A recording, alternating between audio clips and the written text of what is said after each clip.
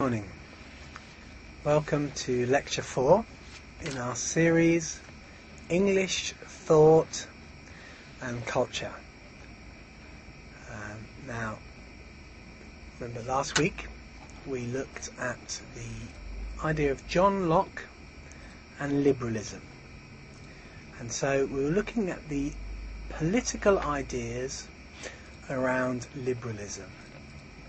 Today we're going to look at some, I suppose what you could call liberal ideas, but these are economic ideas, and these were very, very important for the development of the English-speaking world. Now today's title is Adam Smith, Capitalism and the Scottish Enlightenment. Now, those are three ideas. First, there is a man, an economist, that we're going to look at, called Adam Smith. Then we're going to look at the idea of capitalism. But thirdly, we're going to look at the idea of the Scottish Enlightenment. Now, there are some points to consider, to think about, pre the lecture. Now, my grandmother was from Scotland. If you told her that she's English, she would get very, very angry, because Scotland sees itself as very different from England. And now we are talking about the 18th century. So from the 18th century, we can't really talk about English thought, because something happened.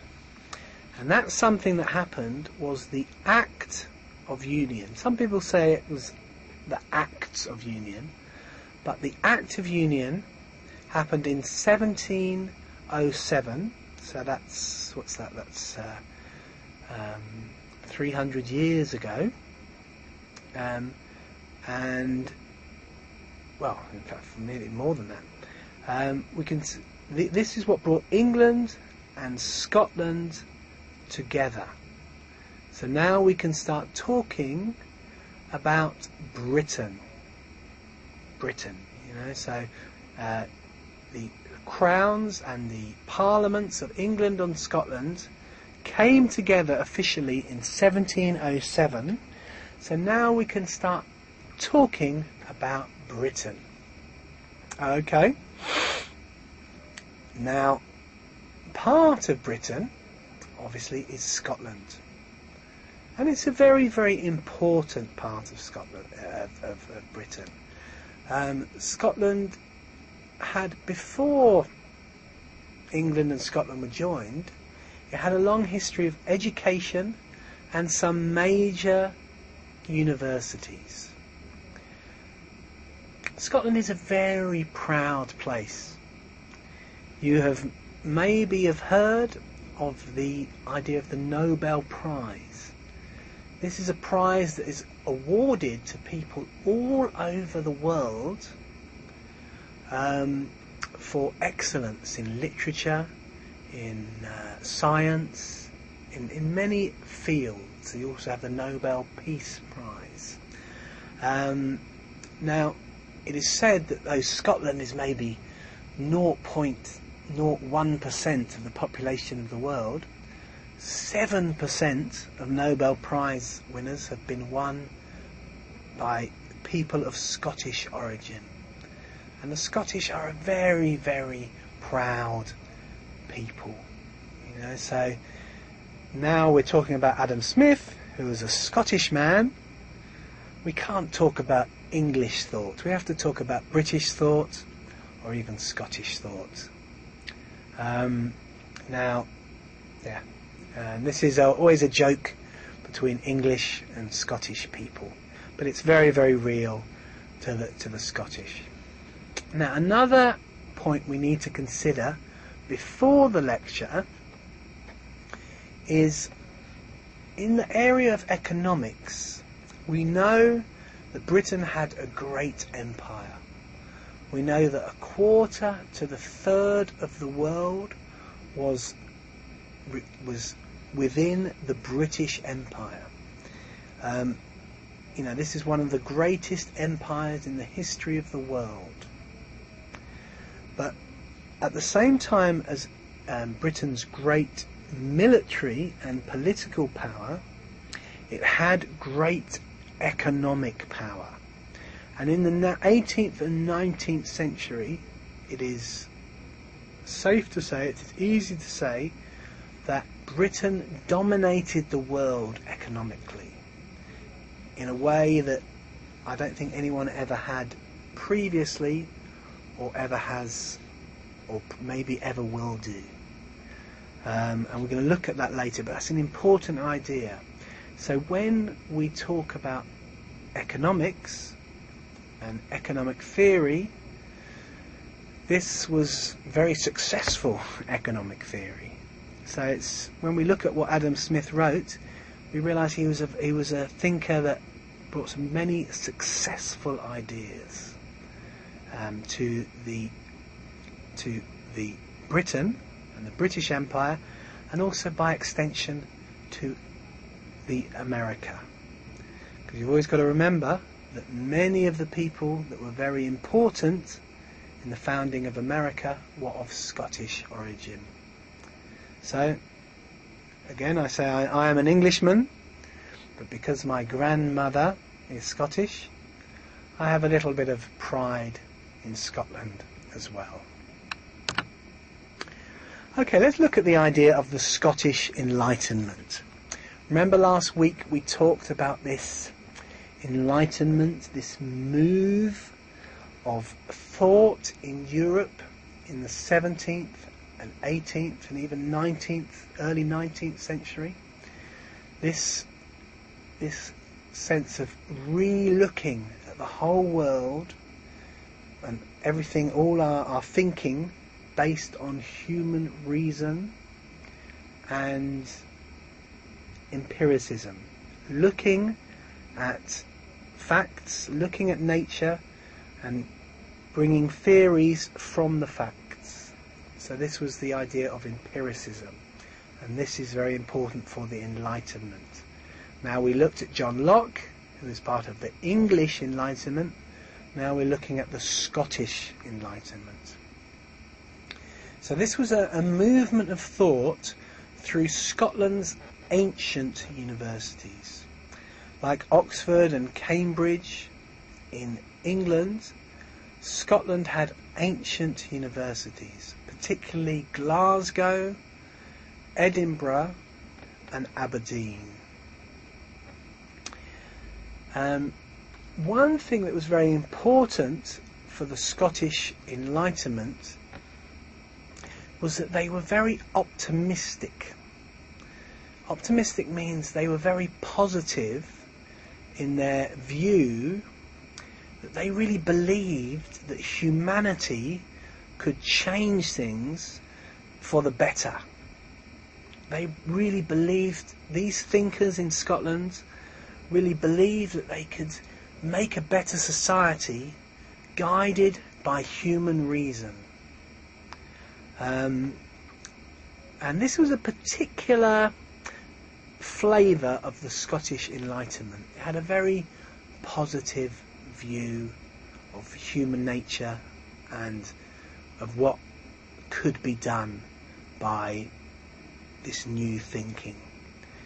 And if you ever go to Scotland, which I recommend, because Scotland is a very, very beautiful and historical place, you'll see that Scottish people are very happy. They maybe have suffered a lot. Maybe they generally poorer than English people. The weather is often very, very bad, but they're always quite happy. They're optimistic people. And this is reflected, this is shown in their thinkers. These were optimistic thinkers, these were positive thinkers. So among the Scottish thinkers and scientists in this period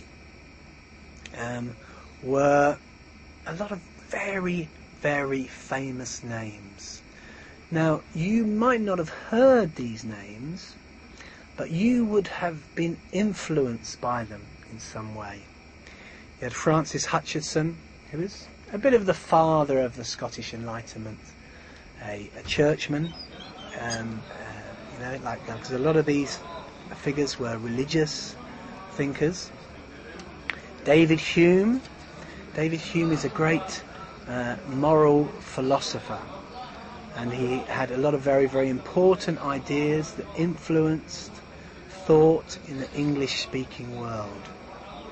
Adam Smith, who we'll talk about today, an economist.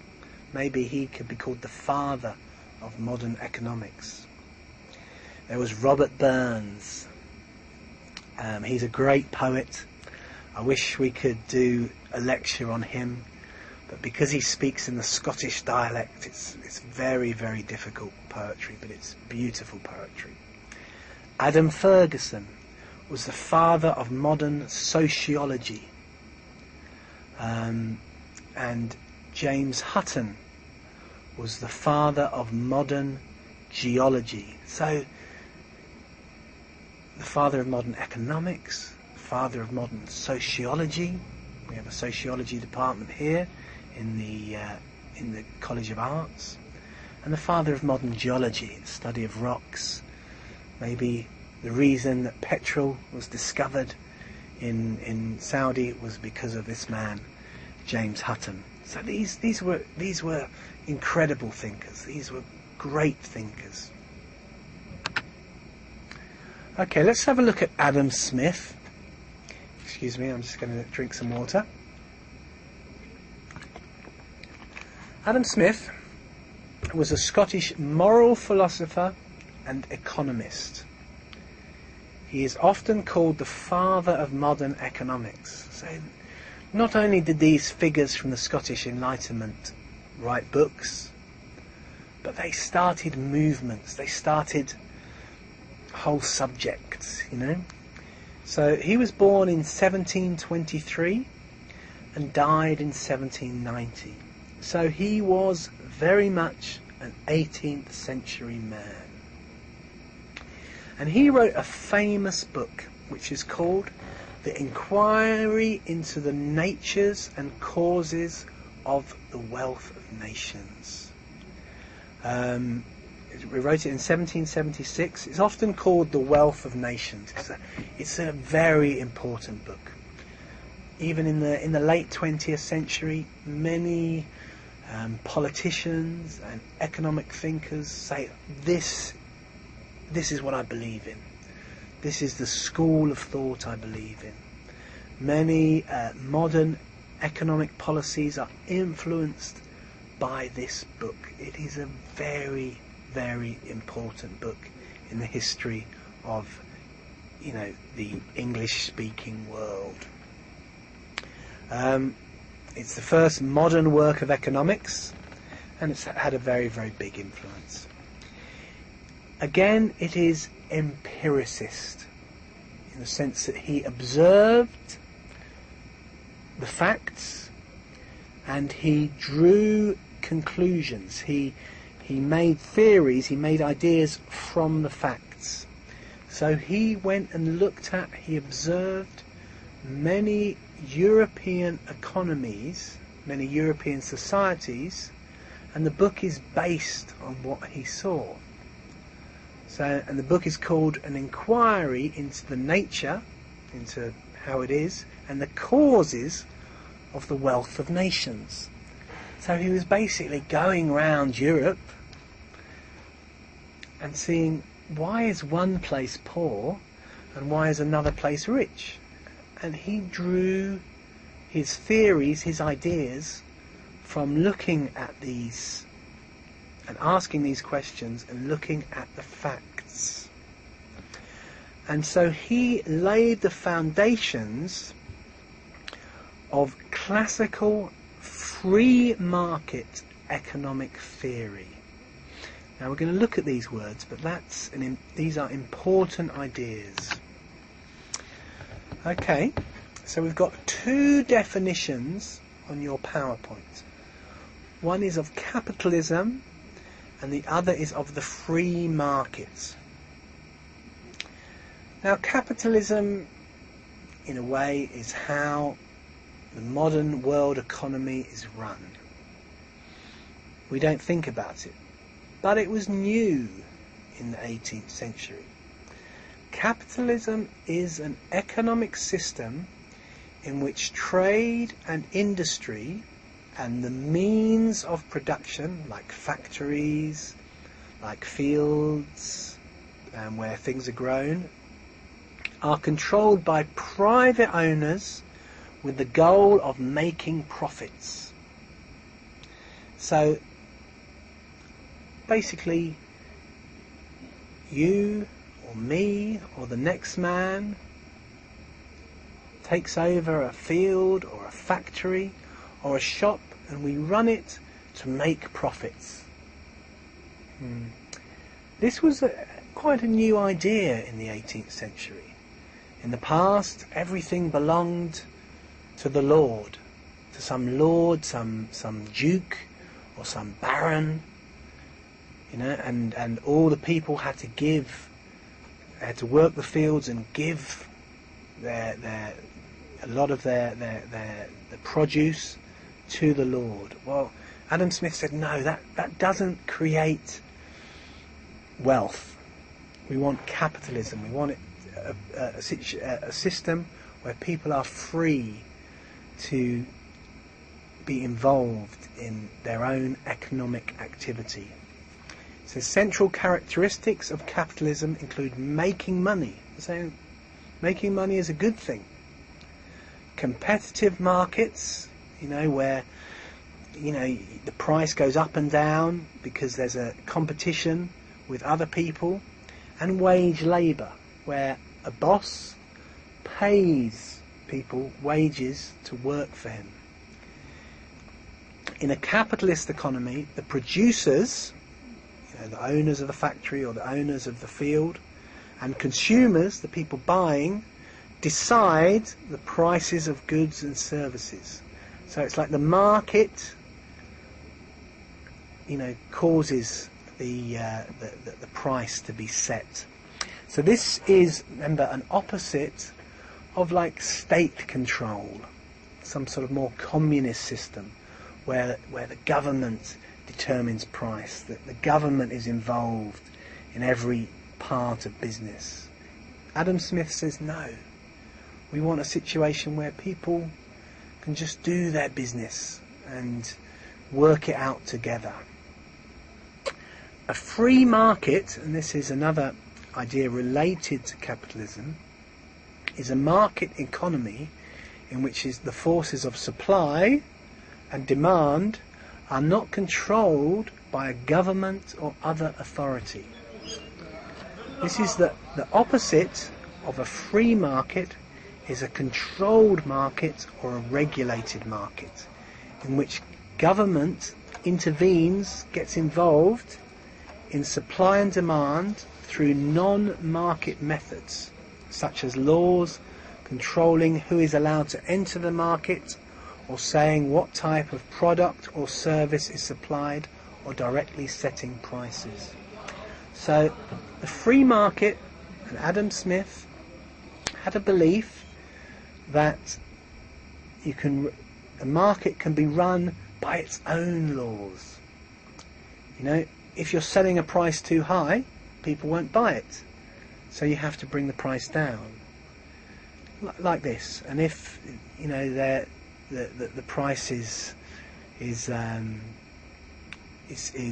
too high because there's only one supplier, other people will see that and they'll open their business, and so there'll be more and more economic activity. This is the idea of capitalism, the idea of the free market, and this comes from Adam Smith.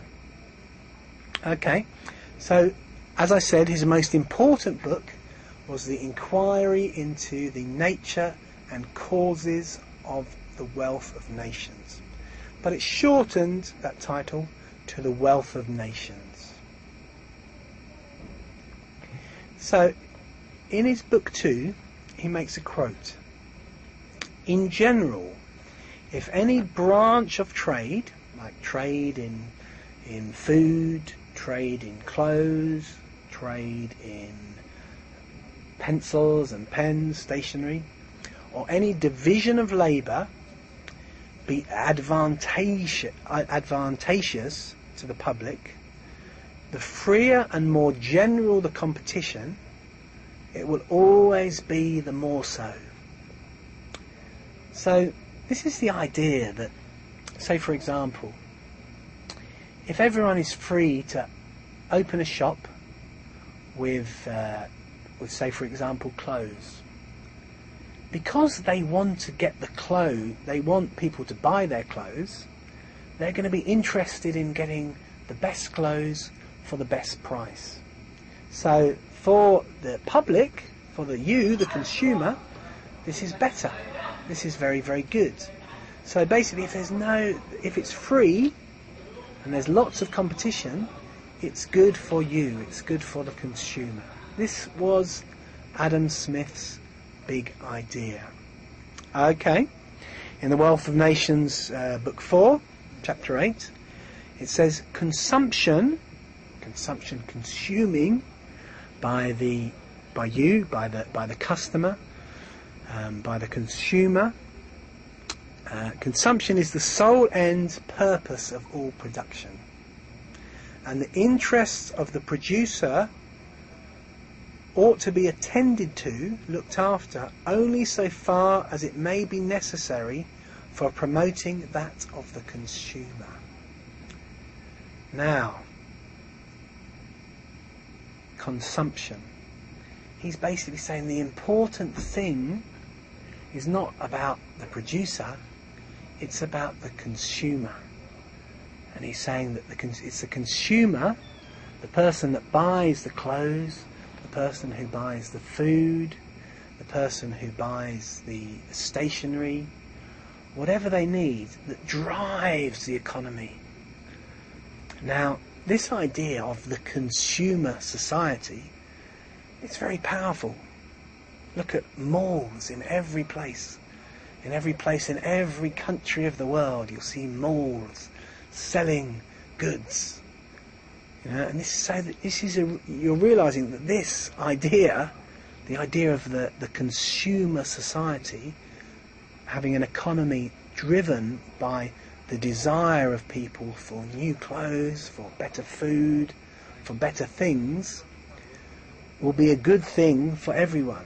This idea comes from an 18th century Scottish thinker, Adam Smith. Consumption is the sole end and purpose of all production. You know, there's no point in making or growing something that nobody wants. And the market, you know, a business that is making things that people don't want will go out of business. And Adam Smith believed this would make a society that was better for everyone. You know, some people don't agree, but these ideas have been very powerful in the English-speaking world and across the whole world. You know.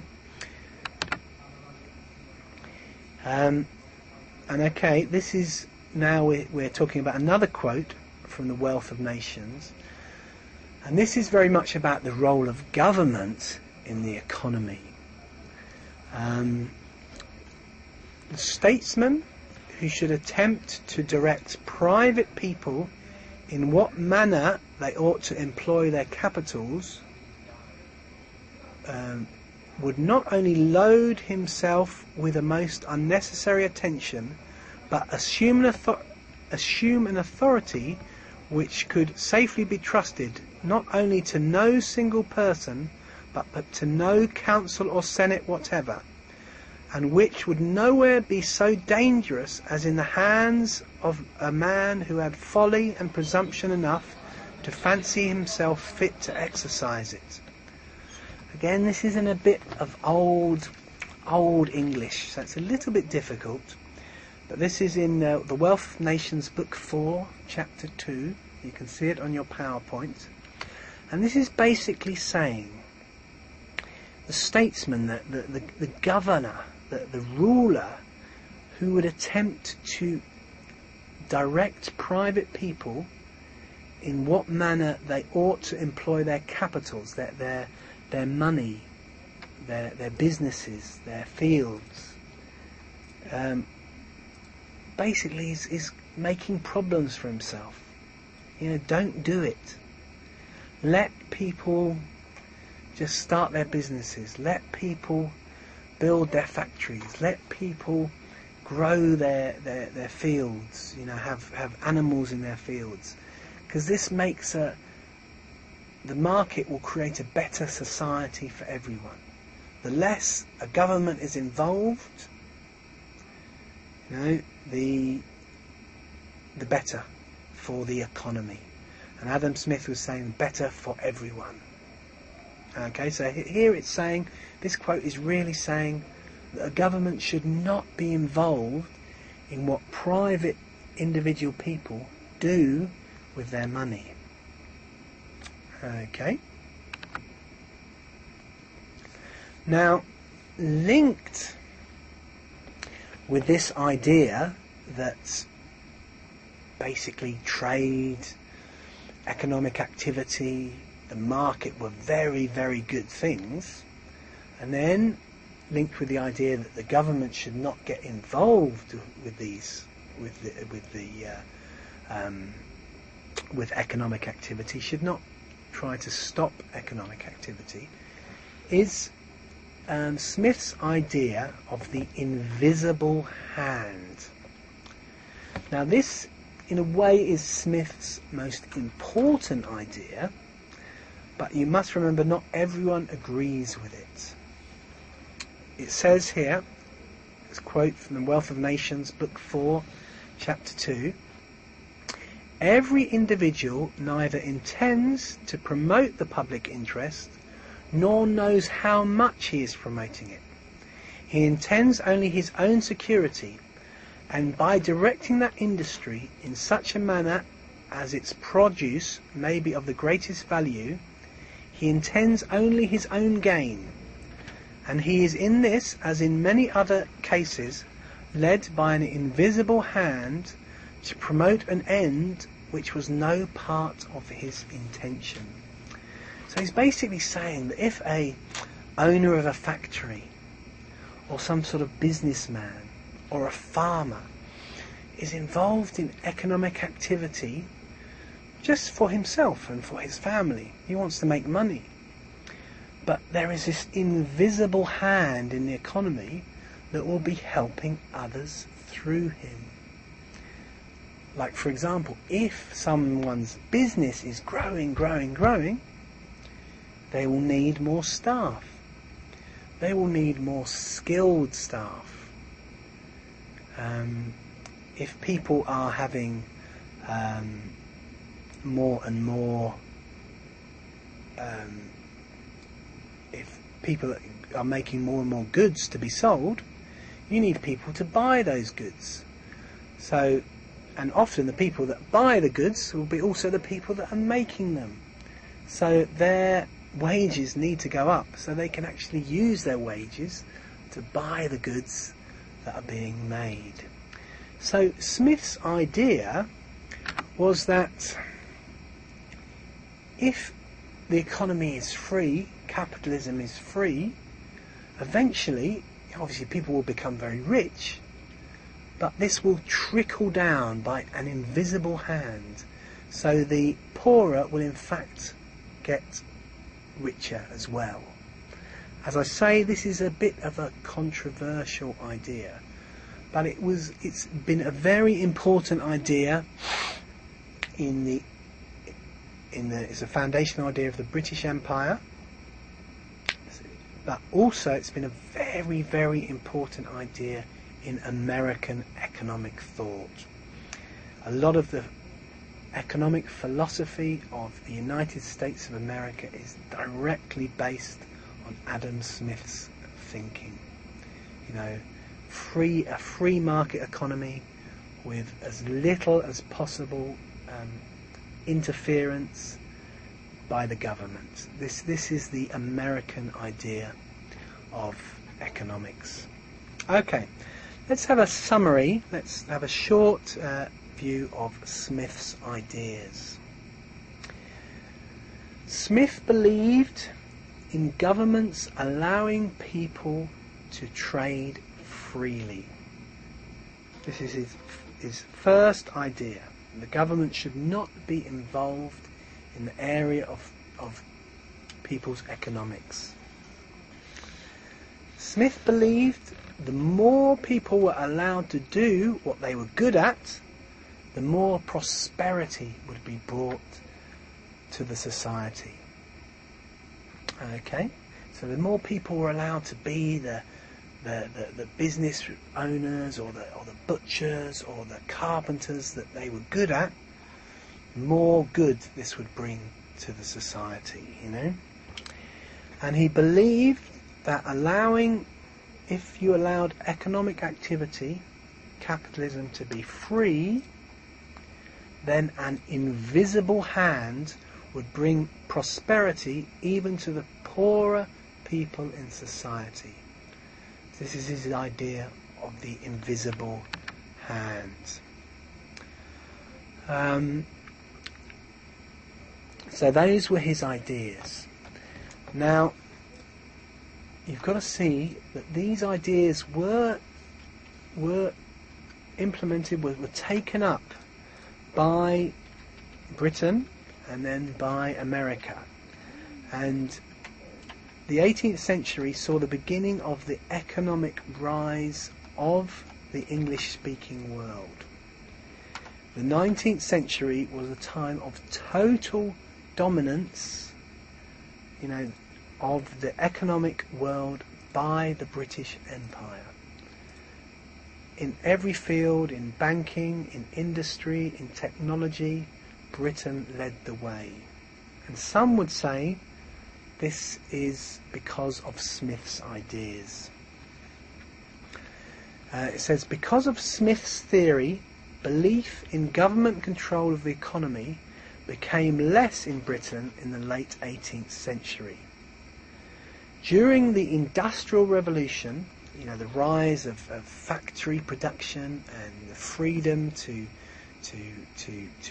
run industry with new technology, Britain took hold of, implemented free trade and Smith's ideas, and via the British Empire used its power to spread the liberal economic model around the world, with open markets and barrier-free domestic and international trade.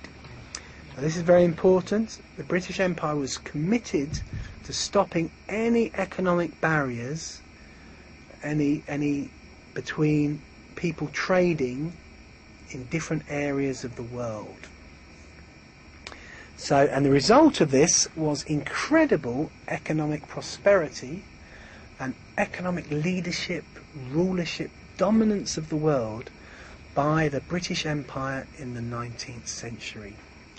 So Britain, as well as taking control of new territories, developed an enormous economic and financial power in independent countries, especially in Latin America and Asia. So the British Empire was ruling 1/4 of the world, but it had economic dominance over a much wider section of the world, especially in Latin America and Asia. It lent money. Britain was the world's banker, built railways, and engaged in trade. So in terms of technology, in terms of trade, in terms of banking, it was dominant. And in 1851, the Great London Exhibition it demonstrated Britain's dominance in engineering, communications and industry, which lasted until the rise of the United States and Germany into the 1890s. So Smith's ideas not only are important all over the world, they were very important at the time of his writing, and they had a direct influence on the way Britain ran its economy. And this had an enormous effect on the development of the world economy. So he's a very, very important man, and I hope I've given you some idea of his thinking.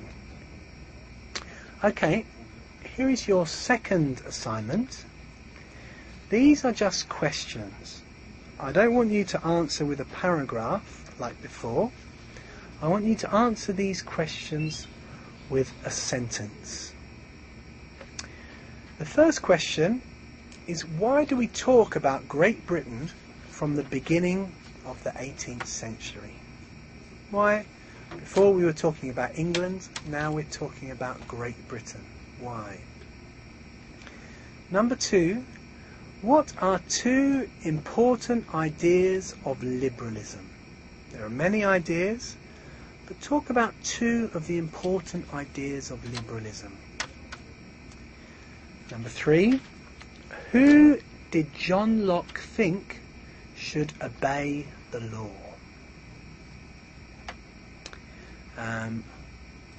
Number 4, did Adam Smith think that the government should control the economy? Again, answer that with one sentence. And number 5, how did Adam Smith believe the poorer people would be helped in a free market economy? Okay, well, thank you very much. That's the end of lecture 4, and I hope to see you in the next lecture when we go and look at another movement in English literature. Thank you.